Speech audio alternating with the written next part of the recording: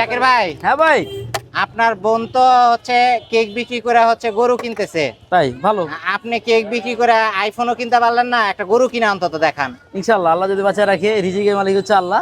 হ্যাঁ, কিনে দেখাবো। হ্যাঁ, কি তবে হচ্ছে কি গিয়ে কি মানে কেক বিক্রির টাকায় দেখাইবেন নাকি আপনার আব্বা কিনা দিবে? না, আব্বা কিনবো। আব্বা যদি এখন ফ্যামিলি, আমরা সবাই মিলে কিনবো, কথা বুঝছেন? আচ্ছা। এখন কেকের ব্যবসাতেও টাকা যাইবো, হোটেল ব্যবসাতেও টাকা যাইবো, দুটা দিকে যাইবো ভাই। এই যে শুধু না, যে কেকের ব্যবসা তো আপনার বউয়ের, তাহলে তো আপনি এই ব্যবসার টাকাতে তো কোরবানি দিতে পারেন না, আপনার ওয়াইফ দিতে পারে। হ্যাঁ, উনি তো দিবে, আমি কি দিব না? ভাই তারা তো আলাদা আলাদা কোরবানি দিবে, তার আব্বার নামে, তারপরে ফ্যামিলির সবাই একক কোরবানি সবাই। ভাই তাকে অবৈধ টাকা আছে, আমার অবৈধ টাকা নাই ভাই। আমার বৈধ টাকা, আমার হালাল টাকা।